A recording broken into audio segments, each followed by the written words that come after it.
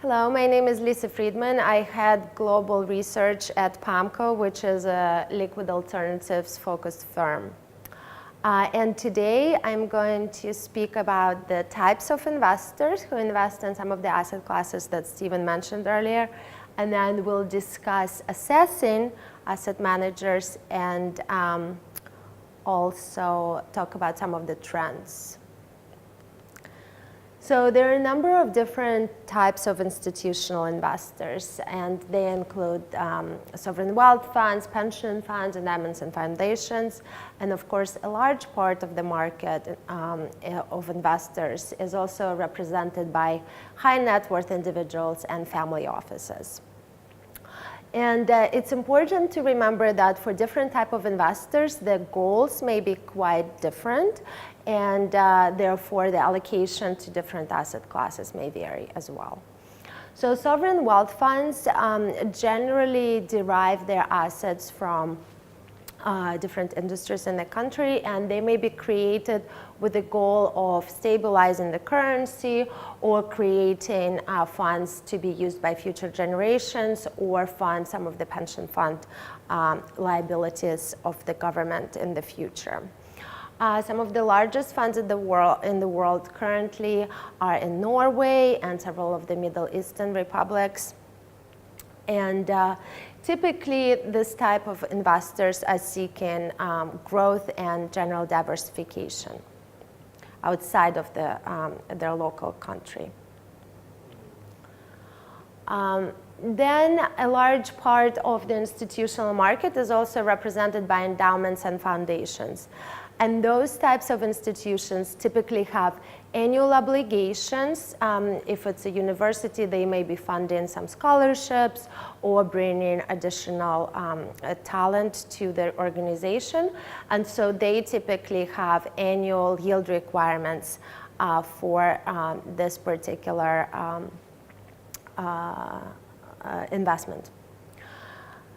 Thinking about the pension funds now, those tend to have liabilities going out to the future to employees who currently may be in the workforce or have already retired and expect to be receiving certain retirement income over time.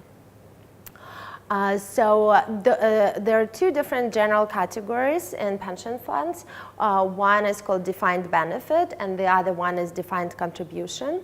So defined benefit pension funds are typically funded by the employers and guarantee a certain expected level of income for the retired population in the future. The other type of pension fund is defined contribution, where typically it's employees who are expected to contribute to that plan and save for their retirement.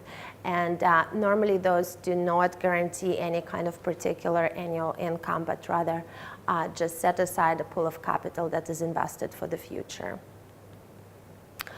Now, with family offices and high net worth individuals, one of the key goals is preservation of capital, but also in some instances growth of capital. And typically those type of investors may be quite interested in higher risk, higher return type of alternatives.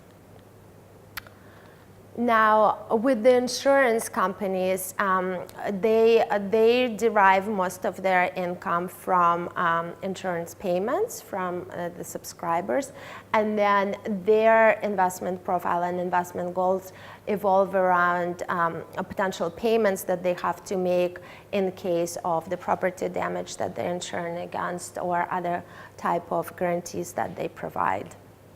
And actually, the two general types of insurance companies focus on life insurance and then property and casualty type of insurance. And they may have different type of investment goals.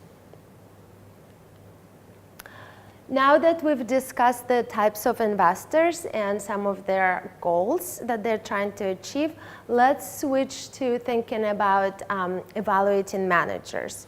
So once an investor decided what type of asset classes they would like to allocate to, an important decision that they have to undergo is selection of managers to implement those type of exposures.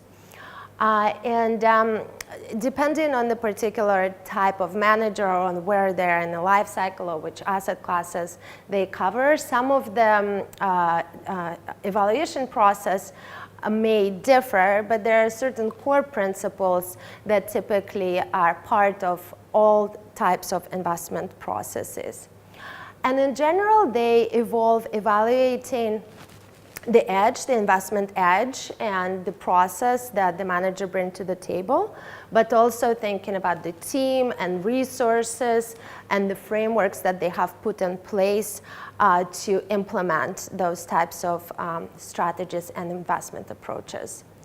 So typically, when we're thinking about investment processes, one of the important aspect is recognizing what type of risks the manager is taking in order to achieve their target returns.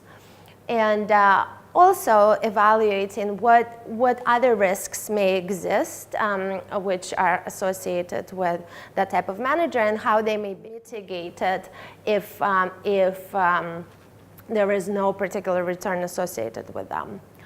So in thinking about the investment risks, one could look at the historical performance, a historical track record, for example. However, history is not a guarantee of the future return, and one must also understand what type of positions and what type of allocations the manager is pursuing in order to achieve their target performance. So we believe that thinking about position level detail or aggregated exposures can help investors understand what type of edge and what type of diversification a particular manager may bring to the portfolio. Now, as Stephen discussed, there are different types of managers, active and passive. And so one of the areas, particularly when evaluating active managers, investors typically focus on is what proportion of the return may be coming from beta or the market return, or what proportion of the return may be coming from alpha, which is typically associated with the manager's skill or value added that they bring to the process by their particular investment analysis and due diligence. And then we'll talk a little bit more later about some of the trends in the industry, but one of the trends that is associated with new entrants in terms of investors coming to the market is that they may be looking for additional types of value add from the manager. So it's really more about forming partnerships with the underlying managers, exchanging ideas, transferring the knowledge, and really working in a close collaboration with different managers. And of course, to establish whether or not that would be possible, investors spend a lot of time thinking about what resources, what teams, what kind of people are involved.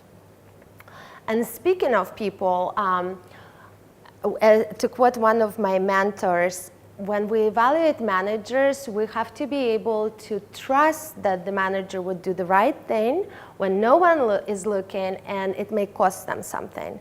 And that is quite a challenging thing to do, but typically investors may do comprehensive reference checks and background checks to understand how a particular manager or a person may act under difficult circumstances.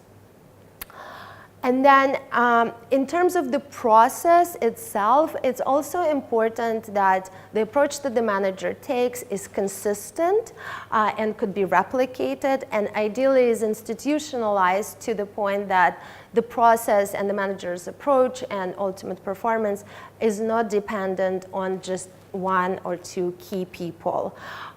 So again, investors spend a significant amount of time usually understanding the philosophy and the approach, repeatability, and consistency of the process involved. Now, as we discussed before, investment risk is only one type of a risk which may be associated with investing. However, there are a number of other potential risks that exist and that are not expected to be rewarded. So, for example, there may be compliance risks, operational risks, and so forth. And investors' goal is generally associated with mitigating those types of risks. So for instance, typically investors spend considerable amount of time understanding the infrastructure, policies, and procedures related to compliance framework. As we know, in the current environment, regulatory compliance is particularly important given how complex new regulations are, and so making sure that the manager has appropriate resources to address evolving regulatory environment is important. And on the operational side of the due diligence, again, thinking about controls that are in place to oversee cash movement and trading and segregation of duties are quite important as well. As Stephen discussed, there are many constituents and many entities involved in asset management. And so thinking about the third-party providers, whether or not they are appropriate and reputable and suitable for a particular manager to engage with is also an important area to assess. Now, asset managers are ultimately businesses, so understanding potential business risks and how the manager is thinking about growth and whether or not it may impact performance is also a critical area to think about. And ultimately, how the manager understands and manages investment risk, and whether or not they continue coming up with new ideas, if it's an active manager, or improving their processes is another area that investors could look at in the initial due diligence and also as they monitor their investments going forward. Now, I'd like to switch gears and talk a little bit about the current state of the industry and some of the changes that have occurred, which may present both challenges and opportunities. So in general, some of the trends and characteristics of the current state are lower returns and lower yields that we have seen in the recent past, significant pressure on fees, and also on understanding what type of returns may be more expensive to produce and therefore may be worthy of slightly higher costs, and what type of returns could be achieved in a more cost-effective way. Then, of course, there is technology that has been evolving quite significantly and is entering the marketplace both in the form of digital currencies as well as developments in the robo-advisors industry. And as we mentioned, the types of clients are also changing in the asset management industry. So for example, while pension funds have been around for a number of years, some of the sovereign wealth funds are just coming to the market, and they are growing investors with different types of needs than more mature organizations. And lastly, regulation has been increasing and expanding. And so it is quite important to be aware of that and to make sure that the managers can manage that type of complexity. So if we could perhaps focus just on a couple of these trends, firstly thinking about returns and yields. So using US public pension funds as an example, the assumed portfolio return, or the required return for them to meet the liabilities is roughly above 7%, 7.6 or so, in accordance with McKinsey's study that came out in 2015. However, over the past 15 years, the return that they have been able to achieve on average is lower than 7%. And of course, in the current environment where we may be experiencing even slower yields than the average, this becomes more challenging. And so thinking about what are the solutions, what are the expected returns that could reasonably be expected going forward, and what are some of the other mechanisms to help pension funds, in this case, to meet their liabilities is important. And as we said, there are clients, new clients that are entering into the space, and continuing the theme of the sovereign wealth funds. For the newer organizations, one of the trends that we see is that they tend to like the exchange of knowledge and idea transfer as part of their partnerships. And the models that have been used are working with asset managers for part of the allocations, but also developing internal resources to manage some of the exposures directly in-house. And that type of structure aims to allow their in-house teams to learn from the experiences of the existing asset managers and also evolve the program as their needs and goals evolve.